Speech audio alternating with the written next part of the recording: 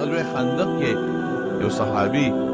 د نبی علیہ السلام نه اجازت وغوښته. جهاد کې قانون دا دی چې کله پورته دی د امیر نه به اجازت وغواړي، جرنیل نه اجازت وغواړي، چوټې درخواست کړي، چوټې منظور شي دی بغیر نه بل. نو دې صحابي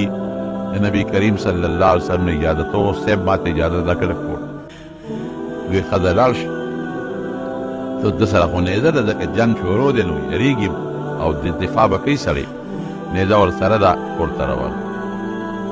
کور ته څنګه راغی، اوس ښځه د دروازې نه بار ولاړ او داسې ولاړه ده چې لږ غوندې هغه پړونې برقد نشته، نو پټه خو به خامخا وه، خو داسې ولاړه. بس دې پې بدګمانه وایي زه جهاد ته تلم او ښځه مې په دا کوڅه کې چا ولاړه ده، کوڅه کې څه کوي، خو دا چاته ولاړه ده. بدګمانه شو، چې بدګمانه شو نه دی ورته نیغه کړه. خو عربو هغې باندې خو غیرت غالب و، نیزه نیغه کړه په دا ښځه بس ور منډه کولې او ښځه په دا نیزه په دا خېټه واله وجلې چې ښځه پې پوه شوه، فوراً یې اواز ورکړه، وایي نیزه دې ښکته کړه، راشه کور وګوره، کور وګوره، نیزه ښکته کړه، ما غلطي نه ده کړې، راشه کور وګوره. او د نیزه دې کړه کور څه چل دی؟ وایي ته راشه وګوره که نه ما ولې وجه،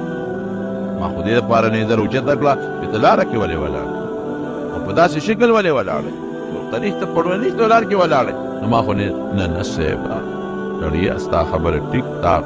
داسې باندې خلک وجل کوي، خو ته راشه دننه کور. چې کور ته راغې اوس ګوره که د ښځې خبره نه وه منلې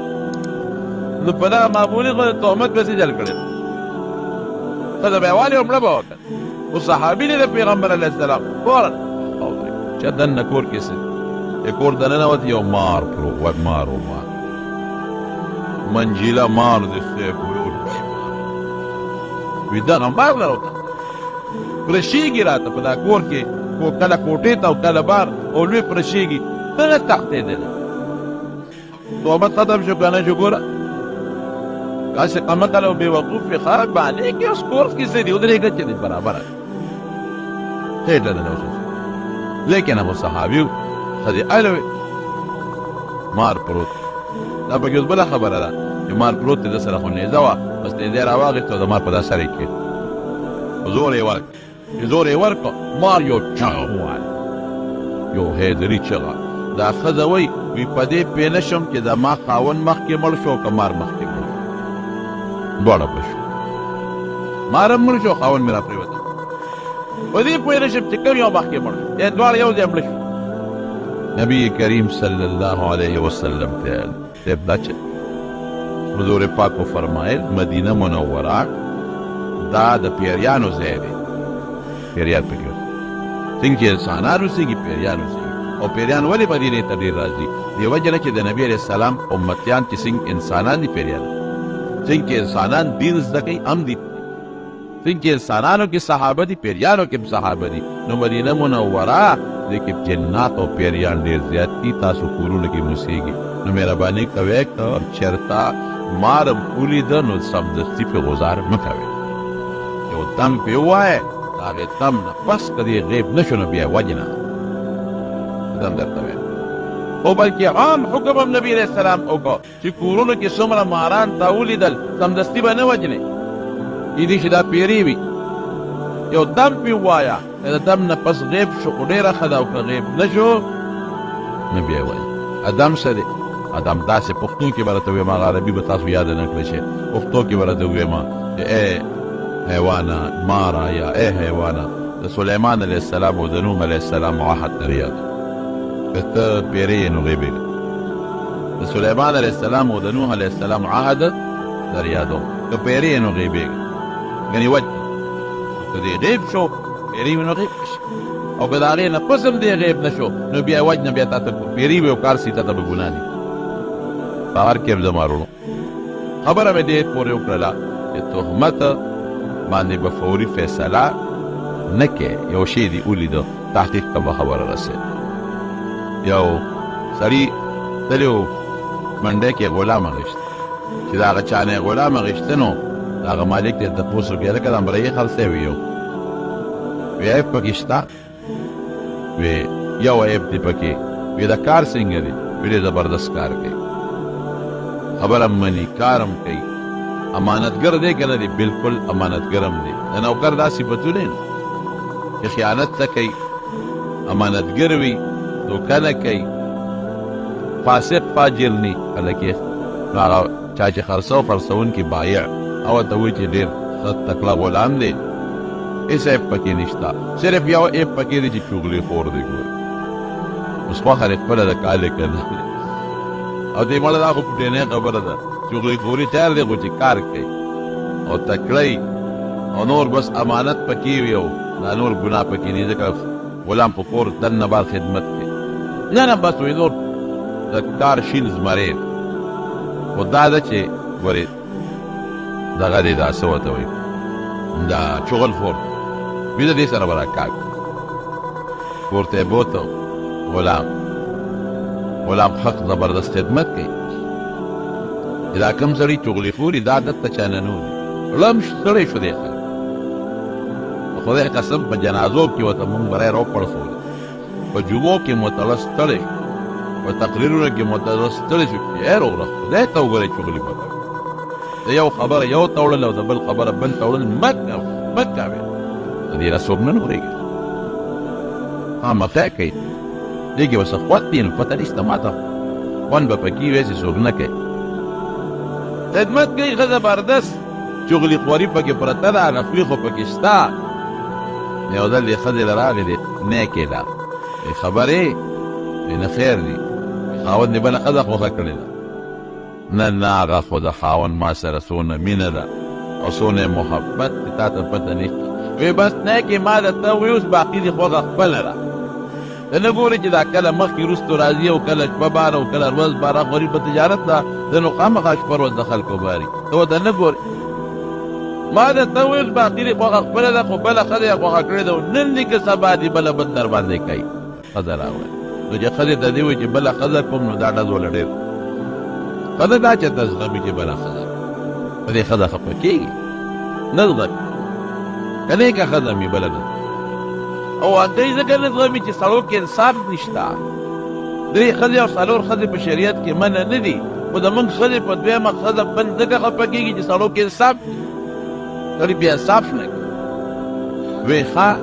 تا ته پته نه وي، ګوره نیکې اوس مه وایه ما له کار مه ګوره، ستا سره ښېګړه کوم هلته ته ویم، نو ته اوس هسې نه ګورې نیک تا جوړوم او د دې سره به څه کوم. وی غم یې مه کوم، ما له یو چل راځي یو تعویزګر دی، په هغې به درله تعویز بدله وکړم او وړه به یې د بلې ښځې نه بیا ښځه شا به زر کوه، هسې نه ګورې رښتیا بله ښځه را باندې ولګي. وی نه هغه تعویز چې کوي هغه ستا د خاوند د دې غري په ویښتو کوي، دې مړی باندې چې دا کوم ویښته ولاړ دی د غري په ویښتو، نو ښځه ورته وایي چې د خاوند د غري ویښتو سره څنګه وکړم، دا د کوم نه نه را پیدا کړم. نو بل څه چې وي دا خو اسانه خبره ده، خو چې خاوند دې کله وده شي په کوټه کې نو چاړه راواله یا قیچي چاړه او یو دوه ویښته دې غرې غوندې را پرې کړه او بس ما به ودي پې به هم پیلې شي او ما له به راکړې تعویزګر نه به یوسم او تعویز به وکړي بلې ښځې نه بیا ړته وشي. زمونږ دا خلک هم ډېر ساده کوي، اوس په ویښتو تعویز دا څه خبره، څوک وایي هلکه تعویز دله کوم او د تورې چرګې په وینه دله کوم، تورې چرګې ته دلګي چند جوړ کړي، تعویزګر تورې چرګې ته چل، تورې چرګې په وینه خو نجسه ده بېدونکې وینه، نو په وینه د خدای نوم لیکل جایز، تعویز کې خو د خدای نوم به لیکي، د حدیث یا آیت یا څه الفاظ به لیکي د شریعت، نو دا په وینه لیکل کېږي، دا ګناه ده ناجایز. هغه یې ښځې غریبې وې چې دا وده شي دا چل به هلته لاړ نیک له خاوند خبرې چل نیک یو خبره ته کوم خو ګورې زه نه کوم درته ما به یاد نه وایه څه چل دی نه ګورې که زه دې یاد کړم ګورې ما له به غم وګورې بیا نه تا ولې یاد و ستا د خیر خبره ده څنګه وی ښځې دې چا سره تعلق جوړ کړی دی او نن دې که سبا دې وجدي بېغمه کوي دا دې څه ووایه خو زما ډېره نیکه ښځه ده او ما سره ډېر ښه محبت بس وی ما پې کړې دا دې څه ووایې ځکه نه وایي ته خیر دی چې کور ته لاړ شي او کله وده شي په خوب کې به دی لالی پرېږدي دی نه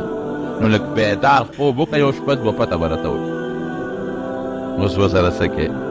وګورئ نیکه چې ما یاد نه کړې چې دا څوک درته دا وایي چې یو خبره ته کوم خو ما به نه یادوي دا په الفلام و شیطان ما به نه یادوي چل دې پکې ځکه وایي چې ما مه یادوه ورته چې درته ووایي وایي نروره یادوم دې راځه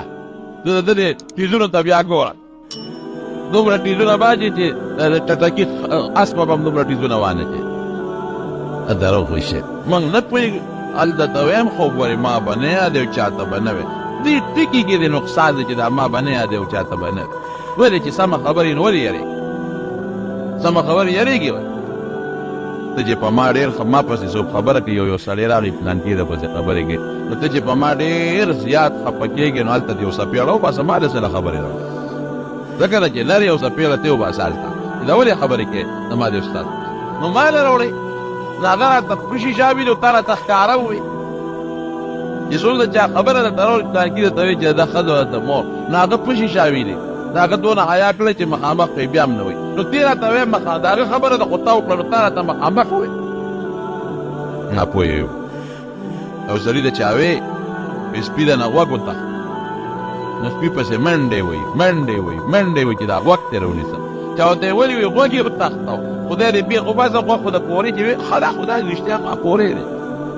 نو لږ سوچ وکړه چې واقعي غوږ یې درنه وړی دی او کاسې ورپسې منډې وې نو خلک سوچ رستو کوو کار مخکې کوو شریعت خلاف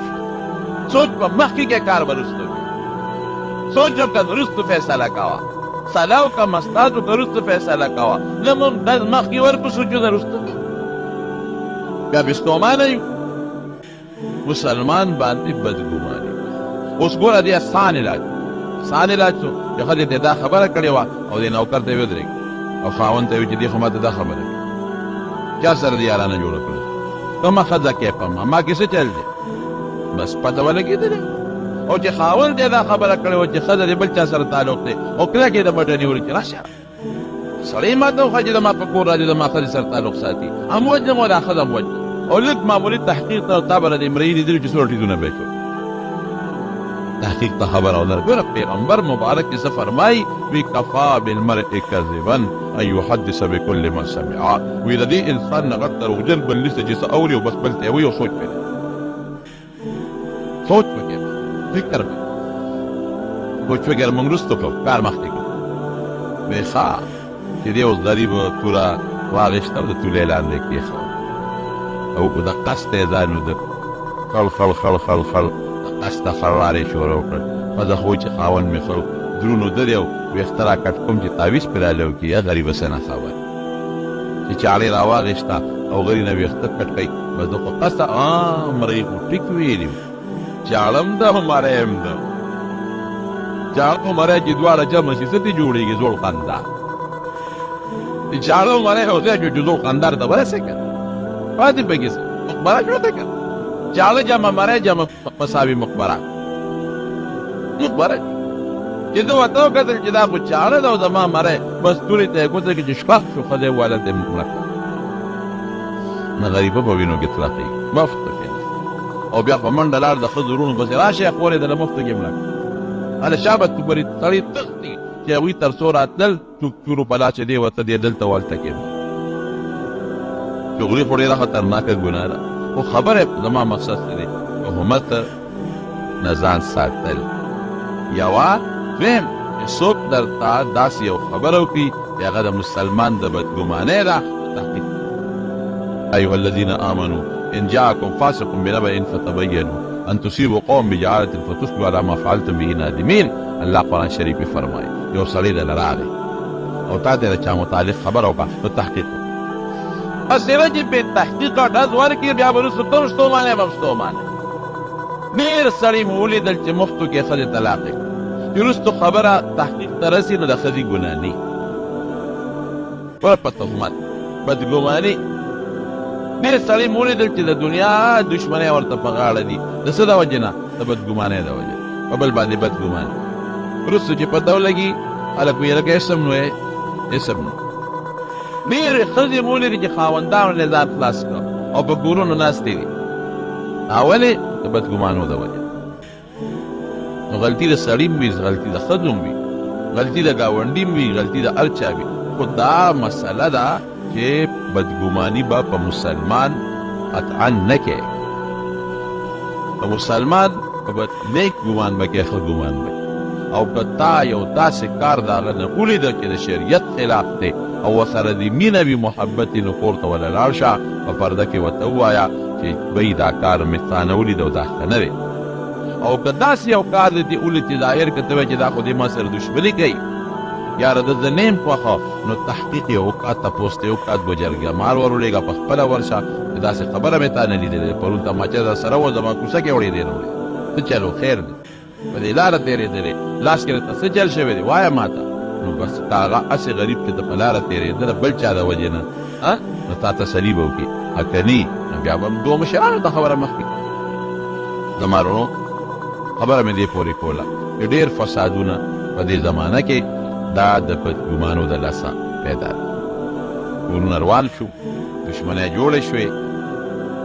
او تحقیق ته څوک خبره نه رسوي، او بل مسلمان له تکلیف ورکي، د مسلمان بچي له تکلیف ورکي،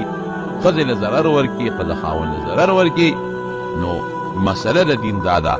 چې په چا باندې به بدګماني لګي. په مسلمان یو سړی د خپل عمل کوي، پیچو خپل عمل یې پیشه ریا پیشه کریا کوي، یو په دا خدای دپاره کوي، ستا رزق ستا دی. یو سړی د مال او دولت ګټي یا یو کاروبار کوي، ته پیشه او خدای پیشه، ته خو په هغه خدای څوکیدار نه مقرر کړي، ته ولې بدګماني کوي؟ مسلمان سره ښه کوه، په مسلمان نیک ګمان کوه، په مسلمان باندې بدګماني قرآن حکیم کې الله تعالی فرمایي، نبی علیہ السلام فرمایي ایاکم بدګمانۍ نه ځان ساتئ. بدګماني اکذب الحدیث ورته ویل شوی دی. نبی علیہ السلام فرمایي چې په ټولو خبرو کې دروغجنه خبره بدګماني باندې ډېرې رښتینې په بدګمانۍ روانه نه شوه، بدګماني باندې. نو دا د شریعت مسله ده، او دا داسې یو جرم دی، داسې ګناه ده چې عام خلک په دې کې مبتلا دي. او چا داسې ګناه نه ښکاري. که خبره د بدګمانۍ نه بس تحقیق کوله ده، نو بیا ټیک ته بیا چې څه فیصله یې د شریعت مطابق داسې فیصله کوه، خو د خبرې تحقیق به لازمن کې. په مطلقې بدګمانۍ باندې په سړي سره روانه دشمني، خبرې، ګډې وډې، غیبت، بغض، حسد، دا به نه کې. دا په شریعت کې لوی جرم او لوی ګناه ده. الله تعالی دې موږ د ګناهونو نه، د بدګمانو نه او د نارواو نه په امن او امان کې اوسه. یو ملګری زړه مریض دی، هغه څه وظیفه غواړي، یا قوي وایي 11 کلته په زړه لاس سکته پس لمانځه نه پس دی وایي چې خدای دې جوړ وکړه، پریشاني ده په کور کې، الله دې ولا پریشاني ختمه کړي. یا سره نقدیت نه وي او کاروباري وي، په هغې کې زکات شته او که نه، او بلکل د کاروبار پیسې چې نصاب ته ورسېږي هغې کې هم زکات ورکوي. سپېلني نظر ختمولو دپاره جایز دی او که نه، د ښځو رواج شریعت کې د سپېلنو څه ذکر نشته، او نورو نظر بد خو لګي، په شریعت کې دا نشته چې په سپېلنو نظر ختمېږي. داسې د ښځو یو طریقه دی، یو رواج هم دی. امام پټ قرات په جار سره وکړي سجده سوه پېشته که نه، سجده سمه به کوي که نه. چا سره موټر وي زکات پېشته که نه، که کوم موټر د بارګین له اخېستي اخېستو خرڅولو له، نو په هغې کې زکات شته، او که کوم موټر یې خپل ځان له اخېستي دی پکې خپله ګرځي، نو په هغې کې زکات نشته. که کوم موټر یې کرۍ له اخېستي دی پې کرۍ کوي، په هغې کې هم زکات نشته. یو سړي ځمکه واخېسته پراپرټۍ دپاره زکات، او بلکل پراپرټۍ روالي زکات پکې شته. د شی په حالت کې طلاق واقع کېږي که نه، او بلکل د نشي حالت کې طلاق واقع کېږي. نامحرم له سره لاس او وجود لګولو سره غسل نه، اودس ماتېږي نه، غسل فرض کېږي، خو ګناه ده. طفیل ابن عمر دوسي هغه راغلی و مکې مکرمې ته، او دا هغه وخت و چې حضور پاک لا په مکه مکرمه کې و. د مکې خلکو به د نبي علیه السلام خلاف پراپګنډې کولې، او چې د بار نه به څوک راغلل حج له یا عمرې له، نو هغې به یې باقاعده پویول چې ګورې دلته یو هلک دی، او هغه ګورې داسې خبرې کوي چې هغه به ستاسو تبۍ راولي، ستاسو نقصانات به جوړ کړي. نو خلکو به د پیغمبر علیه السلام نه ځان ساتي. د مکې د خلکو دا مقصد و چې هسې نه چې د ده خو خوږه ژبه ده، ده له خو چل ورځي، نو هسې نه چې د بار خلک راشي او ده باندې ایمان راوړي مسلمانان شي، نو د ده به ملګري بار پیدا شي. د دې او ډاډ به بار پیدا شي نو چې د بار نه به څوک هم راتلل د حج دپاره او د عمرې دپاره نو د مکې خلکو به هغه د مخکې پویول نو دا طفیل ابن عمر وی چې د مکې ته رالم د مکې خلکو ما ته وی چې ګورې ته خو د قوم مشر او ډېر هوښیار او زمونږ په دې کلي کې یو هلک پیدا شوی دی چې د هغه نوم محمد دی صلی الله علیه وسلم او هغه دومره خطرناک انسان دی عیاذا بالله چې زمونږ په کلي کې کور په کور دشمنی جوړوي پلار د زوی سره په جګړه ورور د رور سره په جګړه ښځه د خاوند سره په جګړه خاوند د ښځې سره په جګړه ډېر لوی جادو دی ورسره او ډېر زیات د ژبې نه خوږ دی او داسې جادوګر دی چې که د ده خبره تا واورېده په تا به هم دا اثر کړي او که په ته یې اثر وکړو نو ښځې سره به په جګړو وي زامنو سره به په جګړه وي ورونو سره به په جګړه وي ټول قوم کې به په جګړه وي موږ له لوی کار کتلی دی زموږ خدایانو پسې کنځل کوي زمونږ دور دین کې دی هغې ته سپکې سپورې وی نو طفیل ابن عمر وی دونه یې زه د حضور پاک نه ویرولمه چې ما به د پیغمبر علیه السلام نه ځان ساته او دونه یې ویرولم چې زه به مکې مکرمې کې ګرځېدمه او یا بیت الله له به راتلمه نو ما به په غوږونو کې مالوچ اچول ما وی هسې نه چې ته هوا او باد د ده خبرې زما غوږ لره ونه رسوي زما به خیال نی او د خبره به زما د غوږ لره ورسي نو واقعي را باندې جادو نه کي واقعي زما د ښځو د بچو سره او د قوم سره روانه جوړه نه کي دا مې وی بس سوچو یو ځل حضور پاک د بیت الله سره خوا کې مونځ کوو وی ما ته دې اړوي چې طفیله دا خلک خو تا ته وی په ده خو تا په ده بدګمانه کړی خو زه خو هوښیار سړی یم عقل خو نه او د شاعر م زه خو شاعر یم زه خو په دنیا ګرځېدلی یم ما ته خو د قوم خلک خپل مشر وی نو زه دا خلک ما ولې دوکه کوي زه لیونی خو نه یم ورېږه دا خبرې اورمه چې دې څه وی نو که غلطي په غلطه زه پوهېږم زه ماشوم نه یم لیونی نه یم او که ښه وي هم به پوه شم هسې ده چې د دې کلیوالو هسې د سره روانئ او خلک پې بدګمانه کوي نو ما د غوږونو نه مالوچ وویستل او پیغمبر علیه السلام د بیت الله خوا کې ولاړ او د قرآن شریف تلاوت یې کو نو مې یو څو خبرې واورېدل د قرآن شریف یو څو ټکي مې واورېدل چې مې واورېدل بس زما زړه کې یو ټکه پرېوته ما وی دا خبرې خو دروغ خبرې نه دي زه خو شاعر یم شاعران شعرونه پیژني دا خو شعر نه دی دا خو جادو نه دی دا خو کهانت نه دی دا خو علم نجوم نه دی دا خو ډېرې هوښیارې خبرې دا خو پړه کې رڼا پیدا کوي وی بس خدای پاک مې زړه رسول الله مبارک ته راواړو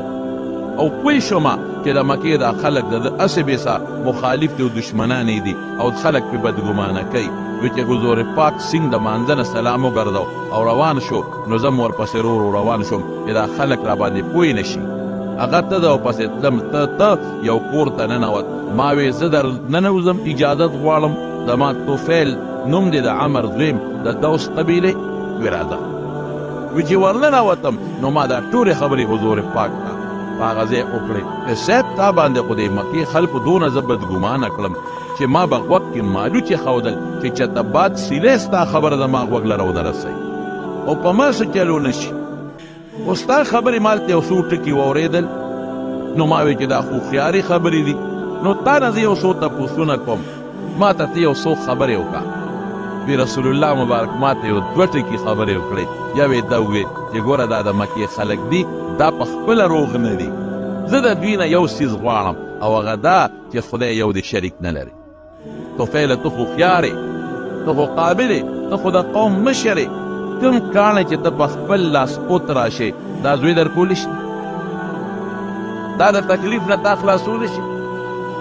دا جون در کولی شي دا ستا دعا اوري دا ستا چغې اوري نو په خپلو لاسو بوت جوړ کړې او بیا وې دا زوی راکوي او دا بوت چې دی دا راله مال راکوي او دا د باران خدای دی او دا د صحت خدای دی دې روغ صحت ورکوي نو دا عقلمنده خبره ده زه وایم رب هغه دی چې د دې ټولو اسمانونو ځمکو او د دې کائناتو خالق او مالک زما دا خبره زه یم رب هغه څوک دی چې مونږ یې پیدا کړي یو او د دې کاڼو نه چې دوی کوم بوتان جوړ کړي دا هم هغه ذات پیدا کړي دي زه یم رب هغه دی چې عزت او ذلت ژوند او مرګ صحت او بیماري بچي او کونډتوب او شڼتوب د هغه ذات په اختیار کې. دویم ورته څه ویمه؟ دویم ورته دا ویمه چې زه الله پیغمبر رالیږلی یم. نو پیغمبري دا مطلب نه دی چې دینه زه مال غواړم، دا مطلب نه دی چې دینه زه بادشاهي غواړم، دا مطلب نه دی چې دینه زه ښځې غواړم، دا مطلب نه دی چې دې ته چې زما تابعدار جوړ شي. څنګه تابعدار؟ چې ماله به پیسې راکوې، ماله دولت به راکوې، ما به خپل ګورنر او ما به خپل صدر او وزیر اعظم لګنې. دا نه، زه یم چې زه د الله پیغمبر یم، نو چې الله ما ته کومې خبرې ښیي زه به هغه تاسو ته بیانوم، هغه ومنئ. کورسې نه غواړم، مشري ته نه غواړم، دې پیشه او مشري یې پیشه، ګورنري او بادشاهي ته نه غواړم، دې پیشه او هغه یې پیشه. صرف دا ته غواړم چې ما ته الله څه وایي دوی ته وښیمه او هغه دوی ومني. وی ما ورته وی چې یو څو ټکي نور، نو رسول الله مبارک ما ته د قرآن شریف لږ تلاوت وکړ. زما چې تلاوت مې او د قرآن شریف مې او جبه د حضور پاک مبارکي هغه څونه مزېدار چې د قرآن شریف یو څو ټکي ما ته واورول، باز زه پوه شوم. ما وی په ټوله دنیا ګرځېدلی یم، بادشاهانو سره مې خبرې شوي دي، هوښیارانو سره مې خبرې شوي دي، هر مجلس مې کتلی او لیدلی دی، خو قسم په الله چې دا تاسو ووایئ دا د انسان خبرې نه دي، دا ستا نه دي، دا خبرې دا د بل ذات دي، دا د رب العالمین خبرې دي، دا ستا نه دي. دا تا چې څه ووایې د هوښیارۍ خبرې دي، او دا تا چې څه ووایې د انصاف خبرې دي، دا د انصاف خبرې دي. بس ما کړه ومنله چې الله یو دی، کړه مې ومنله چې ته د خدای رسول یې، ما مسلمان په خپل دین مې کا، کلمه شهادت یې راته وکړو او الله طفیل ابن عمرو دوسي مسلمان. او ما ته وی زه خپل علاقې ته دې وخت کې د مکې خلک زما د ملګرو سخت دشمني کوي، زه ته خپل کلي ته او انشاءالله یو وخت کې به الله زما دا دین اوچت کړي او غالب به کړي. نو چې کله زما دا دین اوچت او غالب شو بیا راځه. ما ورته وی د الله رسوله زه خپل قوم ته ځم، اوس به قوم ته دعوت ورکوم، یو نښه راته وښایه، زه خو بې نښې مسلمان کړم، خو یو نښه راته وښایه که ما ته قوم وایي چې ستا څه دلیل دی او ستا څه نښه ده چې ته د هغه پیغمبر استازی یې او ستا پیغمبر په سچه دی، یو نښه راته وښایه. وی زه ته خپل کلي ته تا ته به الله ان قریب یو نښه درکړي. وی چې زه را روان شوم یمن ته او د خپل علاقې ته نږدې شم، نو الله پاک زما په دې تندي کې یو رڼا پیدا کړه، داسې رڼا لکه د بلف رڼا چې وي، لکه زه به مثال درکړم موږ چې اوس موټر سایکل رڼا کوي، سوزکې چې رڼا کوي، یا دلته بیټري سړی ونیسي او رڼا کوي، وی د تندي نه مې رڼا خطا او دا چې مخامخ څومره لاره و کاڼي بوټي دا ټول راته رڼا شو. ما وی خدایا د رسول الله مبارک نښه خو په ما کې موجوده شوه، خو الله دا نښه مې په دې تندي نه ده خوښه. سبا به راته خلک وایي چې شکل یې بدرنګه شو. وی چې دا سوال مې وکړه نو هغه رڼا زما چوکې ته دې کونټۍ ته مې رامنتقله شو. زما کونټۍ به داسې رڼا کوله لکه د بلف په شان، موږ ورته بلف وایو، هغه زمانه کې بلف نو، لکه د ډیوې په شان رڼا شي. او دا مخکې لار به یې راته ښکاره کوله، دې راغې او په خپل وطن کې د اسلام تبلیغ شروع کړ او د اسلام دعوت یې شروع کړ. رب العالمین د قوم او ډېر خلک مسلمانان کړل. نو حضرت ابو هریره رضی الله عنه وایي چې زم د طفیل ابن عمرو دوسي په تبلیغ باندې خدای مسلمان. ابو هریره سے مسلمان، ډېر غربت مې و، ورو ورو الله مال راکه او ګډې چیلې خدای راکولې، ورو ورو زه کېدم. نو بیا دې څه شو، دې راغې نبی کریم صلی الله علیه وسلم ته مدینې منورې او دغه طفیل ابن عمرو دوسي دونه کار وکړ چې ده د خپل قوم اتیا کورنۍ مسلمانان کړه، رسول الله مبارک دی راوست.